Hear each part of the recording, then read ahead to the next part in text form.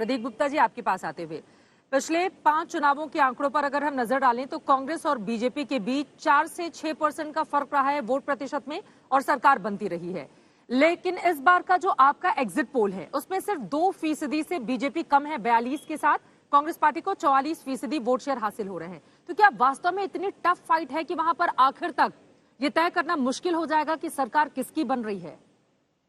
जी देखिए, हमेशा से इसीलिए हम इतना डिस्कशन कर रहे हैं कि इसमें कांटे की टक्कर इस बार है। छोटे राज्य खासकर जिसमें कि 34 और 35 मेजॉरिटी मार्क है, तो अब 34 और 35 में 2-4 सीटें इधर और उधर हुई तो दिक्कत बढ़ जाती है। और इस बार खासकर जब कांग्रेस पार्टी ने थोड़ा सा बेहतर प्रदर्शन किया है, वो भले ही इस बात के लिए हो कि बीजेपी के जो रिबेल हैं वो काफ़ी डेंट कर रहे हैं, बट कांग्रेस के उम्मीदवारों ने भी कुछ अच्छा काम किया है वहाँ पर। और एक ट्रेडिशन है, एक परंपरा है हिमाचल प्रदेश के अंदर कि हर 5 साल के अंदर सरकार बदल जाती है। वैसे कांग्रेस में भी बहुत तेरे थे। लेकिन मैं एक चीज बताऊंगा कि इस बार जो इतनी बीजेपी होल्ड कर पा रही है वो केवल और केवल एक कारण की वजह से, वो है बीजेपी की केंद्र सरकार की योजनाएं, लाभार्थी ग्रुप। और उस लाभार्थी में सबसे बड़ी बेनिफिशियरी जो होती है लाभार्थी, वो महिलाएं होती हैं।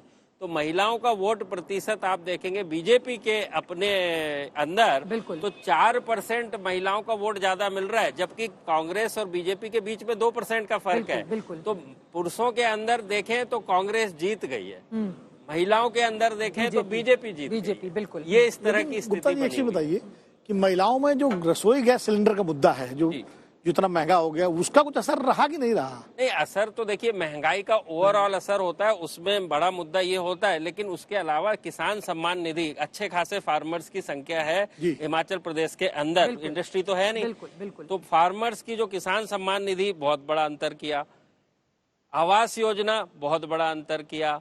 उसके बाद जो 3-4 योजनाएं ऐसी थी डायरेक्ट मनी ट्रांसफर, उसके चलते जो बेनिफिशियरी है वो सडनली बढ़ जाते हैं। और महिलाओं के हाथ में यदि पैसा आता है, आप फर्ज कीजिए एक महिला जो घरेलू है वो एक स्वाभाविक नेचर है, तो वो महिलाओं का जो जुड़ाव है खासकर नरेंद्र मोदी जी के प्रति, उसके चलते हम ये देख पा रहे हैं कि बीजेपी में रिबेल होने के बाद, परंपरा होने के बाद हिमाचल में बीजेपी अभी भी फाइट में नजर आ रही है। ये उसी का नतीजा। और यहाँ पर जो मुद्दे आपने लोगों से जाकर पूछे थे कि इस विधानसभा चुनाव में किस पार्टी को वोट करने की खास वजह और मुद्दा क्या है, तो लोगों ने जो बताया राज्य के विकास के लिए ओवरऑल जो आंकड़ा है वो मैं बता देती हूँ। 23% लोग राज्य के विकास के लिए फेवरेट पार्टी कौन है, 18% के हिसाब से बीजेपी को 19% लोग बताते हैं, कांग्रेस को 18% और अदर्स को 2, जैसा कि हमने आंकड़ों में भी रखा है सामने। एमएलए उम्मीदवार के कारण ओवरऑल 15%, पीएम नरेंद्र मोदी के कारण 10% लोग ऐसे हैं जो कहते हैं कि नरेंद्र मोदी के कारण हमने वोट किया है,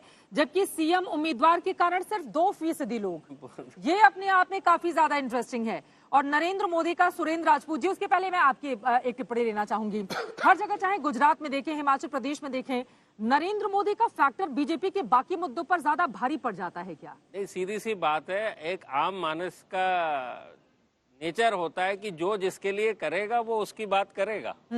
तो स्टेट गवर्नमेंट की योजनाओं की बात करें हिमाचल प्रदेश के अंदर, खासकर इस सरकार की, तो ऑलमोस्ट ना के बराबर थी। बिल्कुल ऑलमोस्ट ना के बराबर। किसी से भी पूछ लीजिए कि स्टेट गवर्नमेंट का, तो हमारे सर्वे में जैसे आपने कहा हिमाचल प्रदेश के सीएम की पॉपुलैरिटी भी 2% आ रही है, और उसके चलते जो बीजेपी का मतदाता है वो 10% मोदी जी की आ रही है, 5 गुना। तो कहीं कोई अंतर तुलनात्मक अध्ययन ही नहीं किया जा सकता। लेकिन यहाँ पर एक और चीज मैं देख रही हूँ, देखिए सरकारी योजनाओं का आपको लाभ मिला, क्या इस वजह से आपने वोट किया? जब ये सवाल जाता है तो सिर्फ 2% लोग ये हामी भरते हैं। नहीं, ये विकास जो डेवलपमेंट ऑफ स्टेट की बात करें, पार्टी लाइलिस्ट और एमएलए कैंडिडेट और पीएम मोदी, अब कुछ लोग उस चीज को पीएम मोदी के हिसाब से कहते हैं। पीएम मोदी क्या मतलब, वो लाभार्थी ही पार्ट है।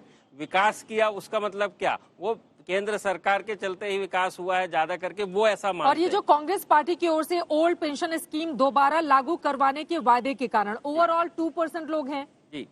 और यहाँ पर ओवरऑल और यहाँ पर कांग्रेस द्वारा 1 लाख रोजगार के वायदे के कारण वोट देने वालों की तादाद बहुत कम, 1% लोग ही हैं जो कह रहे हैं कि इस वजह से हमने वोट किया है। उसमें क्रेडिबिलिटी का चीज आती है कि आप जॉब दे कैसे देंगे। देखिए महंगाई है, बेरोजगारी है, तमाम समस्याएं हैं, बट जनता ये भी देखती है कि इसका समाधान कर पाने में कौन सक्षम है और उसके आधार पे वो निर्णय लेते हैं। वो ऐसा नहीं मानती कि कांग्रेस जो आज कह रही है, वो तो उन्होंने लोकसभा चुनाव में भी कहा था, अब की बार 75,000 यानी 72,000 रुपए हर बेरोजगार के खाते में साल भर में जाएंगे। ये प्रॉमिस था कांग्रेस का, लेकिन उस बात को नहीं माना। न्याय योजना जो थी उनकी। न्याय योजना, लोग न्यूनतम सुरेंद्र आय राजपूत योजना। जी, ये जो भरोसे की कमी है, हालांकि अभी तक का आंकड़ा कांटे की टक्कर बीजेपी कांग्रेस के बीच बता रहा है, लेकिन अलग अलग मुद्दों पर जब वोट करने का सवाल पूछा जाता है तो यहाँ पर कांग्रेस पार्टी को लेकर उत्साह की बहुत ज्यादा उम्मीदें नजर नहीं आती हैं। राजपूत साहब,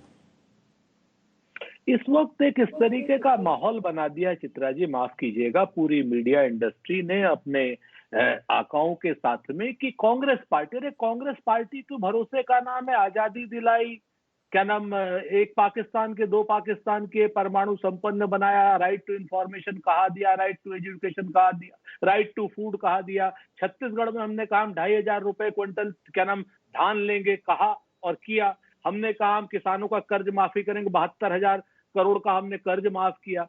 हमारे पास तो स्पष्ट डाटा है, लेकिन नरेंद्र मोदी जी के पास 2 करोड़ रोजगार दिए हो तो बता दीजिए।